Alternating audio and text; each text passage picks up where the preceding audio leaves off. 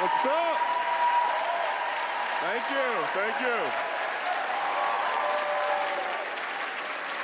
I appreciate that. I appreciate all that applause, but also be careful. There's a lot of parents in the audience. That's a lot of energy to put out this late at night for the parents. Yeah, I appreciate you parents coming out because you did the hard work to come here, parents. Yes. You had to get like babysitters and aunties or that weird neighbor. You're like, it'll probably be fine. Oh, yeah. Yeah, that's how it is when you're a parent. When you're a parent, you have to do things sometimes for your kids, whether you want to or not. That's the joy of parenting. Like my kids like to go camping. It's not their fault. Their mom is white, all right? It's how she was raised. And I gotta be honest, as a black man, I just don't feel like it's in my DNA to want to sleep outside on purpose. You understand what I'm saying? You understand what I'm saying? It's not, let's go sleep outside for fun. Why would we do that? Don't we have too much camping in our history? You know what I'm talking about? Thank you, that section, yeah. Like, why would I want to sleep outside? We slept outside the big house for years. Now I have a mortgage on the big house. You understand what I'm saying? How come wherever you go camping, it's always a feature that your cell phone reception gets much worse? Why would you put those two things together? Let's go out into the forest, in the middle of nowhere, and my cell phone doesn't work. Nah. Again, as a black man, that makes me real uncomfortable, all right? I got places in my house where my phone goes to 3 bars. I go, I get the fuck out of here. No. Sorry, I can't do the laundry, honey. No. I don't know what might happen while I'm in there trying to reach you. Text messages come through tomorrow. Like, I'm not that kind of person. Again, I want to live off the grid. I don't want to live off the grid. I want the grid on my goddamn forehead. I want my phone to have all charged up, all the bars, all the apps ready to go, all the news apps. You know what's going on. I need to know everything at all times. So I got an app on my phone that just says, run, nigga, run. Oh, shit. Oh, shit. It doesn't even say why. It doesn't want to scare me. It just says, run, nigga, run. It doesn't want to get me nervous. I got high blood pressure. I said I'm black. What do I got to say? Then eventually it just says, stop, nigga, stop. Okay. You good, nigga, you good, okay. Happens about 3 times a week. That's how I got here tonight. Run, nigga, run, oh shit. Hi, I'm shooting a special right there, all right. And I can tell there's some tension in the audience.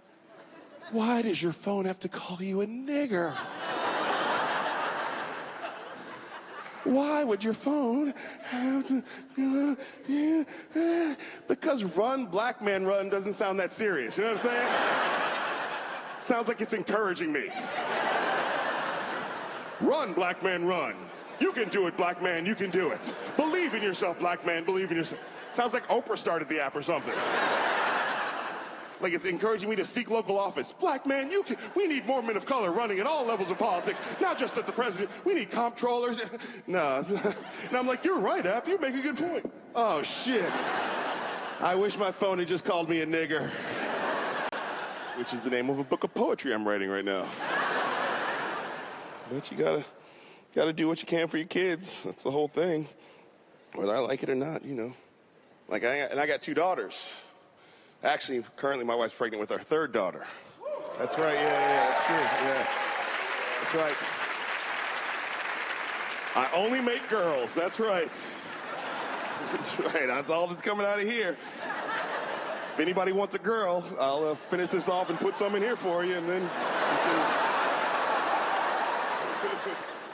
The interesting thing about having daughters right now, or kids right now even, is that they are also understanding that the country's in a hectic place. Like, my daughters don't watch the news, but they can tell that things are just not right. They remember when their mom cried on the election night. You know, they know things are not happening the way that they should. And I don't know how my 6-year-old gets the information, but she knows. One time I was watching the news, and she came in the room and goes, Dada, are they still trying to figure out why Donald Trump is the president? Yes, how did you know that? What are you talking? You just watched 2 seconds of news and you figured that's the entire hour of Don Lemon tonight. Why is Donald Trump the president? You just synthesized an hour of CNN into one question.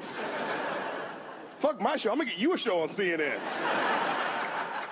Tonight on Sammy Bell Live, 2 questions. 1, why is Donald Trump still the president? And 2, how come my J's are backwards when I write them? I don't understand.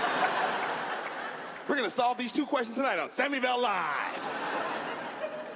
The funny thing, the backward J thing is actually the harder thing to figure out. She's like, Donald Trump is the president because of Russians in the Electoral College. Anyway, on to the J's. I try to write them.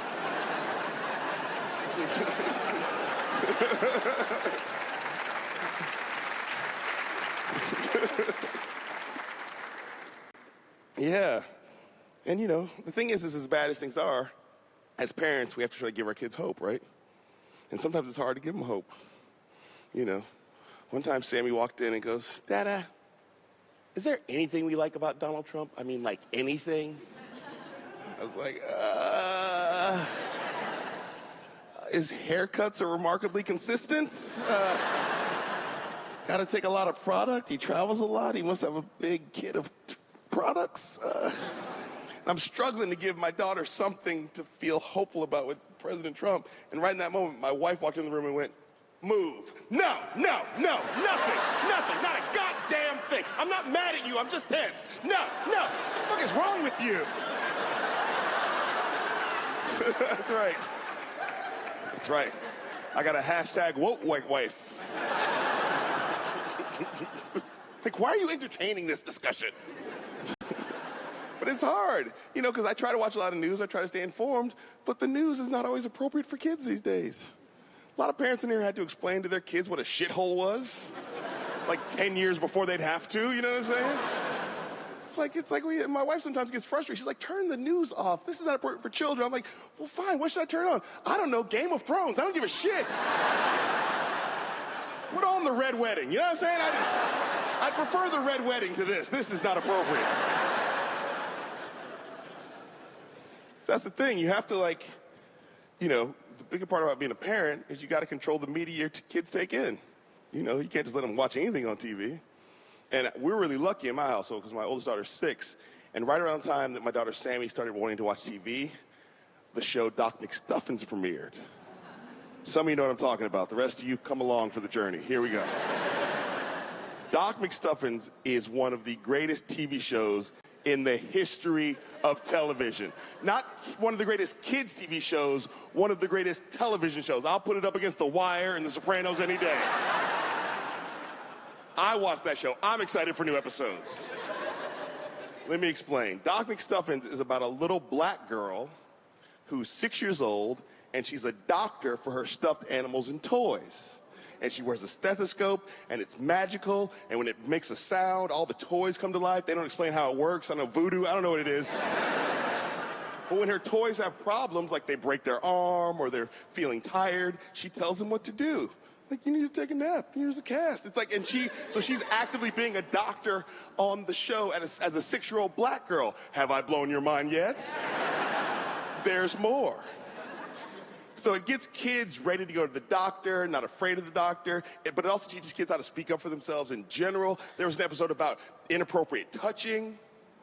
There was an episode where one of the stuffed animals was like, well, of course storms are getting worse. That's global warming. Holy shit! Doc is more woke than our president. Wait, there's more. On the show, Doc's mom, who's a black woman, is also a doctor of real patients. And we've been to her practice in the show. She's got her own private practice, so we know she's ballin'.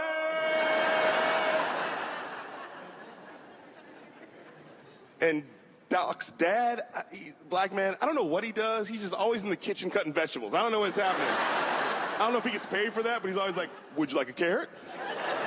Which is also kind of like, oh my God, black men on TV offering vegetables. What is this? That's never been done before. No, it hasn't. So it's like, yeah, that's true. But there's more. During the commercial breaks on Doc McStuffins, they actually have real black women who are real doctors in real life, and they show you their office, and they talk about their practice and how they became a doctor. So my daughters are watching Doc McStuffins. They're watching Doc be a black woman doctor. Then they watch Doc's mom be a black woman doctor. And then they watch real, actual black women being doctors. So my daughters are just like, yeah, black women are doctors. Yeah.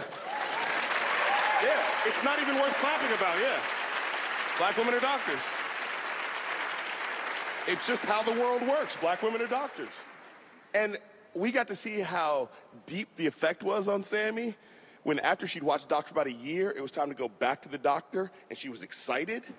Kids aren't excited to go to the doctor, but she was excited. She's like, we get to go to the doctor. She got there. She sat up on the table, like, when's the doctor coming in? She's like, can I touch the spigbo manometer? And I was like, which one is that? Which one is that? And then